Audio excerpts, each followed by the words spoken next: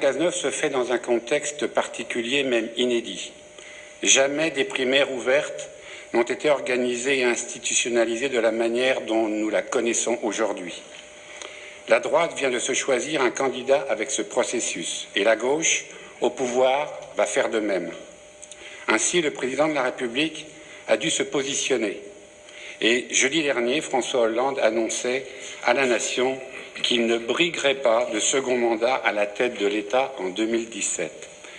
Dès le lendemain, dans le pays, les expressions de toutes parts, de toutes tendances ont été nombreuses, y compris dans notre département.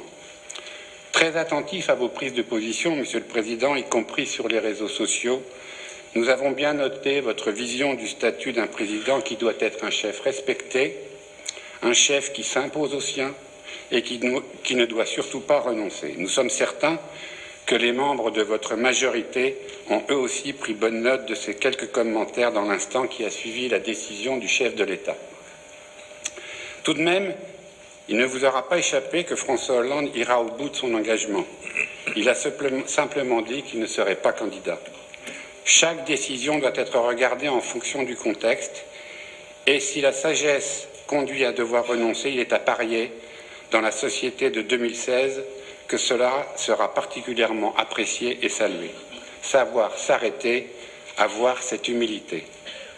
Nous pensons, oui, que notre époque apporte une exigence renforcée pour nous les politiques, celle de l'humilité. Il n'y a pas ici ou là des super-héros ou des magiciens. Il y a des hommes et des femmes engagés au service de leur pays, comme nous sommes ici engagés au service de notre département. Cette vision pyramidale du culte du chef de la monarchie républicaine ou de l'homme providentiel n'est-elle pas d'un autre temps, Monsieur le Président? Au-delà, nous avons surtout pu lire dans la presse les commentaires de notre jeune collègue Antoine Delaunay, présenté comme secrétaire départemental Les Républicains qui affirme, et nous citons, « François Hollande représente ce que la politique peut produire de pire. Calculateur, froid et cynique, il a toujours préféré son intérêt personnel à celui de l'État.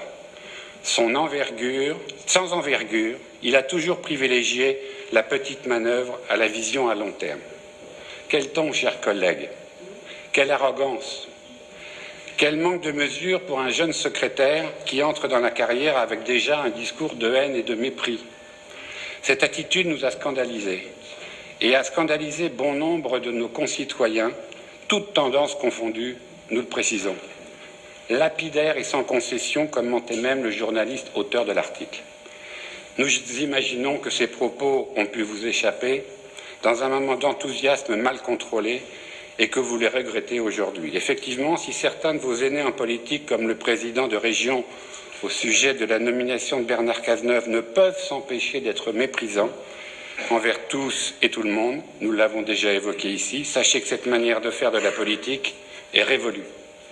Nos concitoyens nous demandent aujourd'hui de travailler ensemble, d'éviter des guerres inutiles et dérisoires, de changer de ton dans l'intérêt de tous. Soyons humbles. À l'heure où Bernard Cazeneuve, notre nouveau Premier ministre, donne de la politique et à travers elle de notre département, ne l'oublions pas, une si belle image, puissions-nous nous en inspirer, élever le débat et nous garder toutes et tous de ces dérapages qui dégradent notre fonction et celle de la politique, quel qu'en soit le niveau.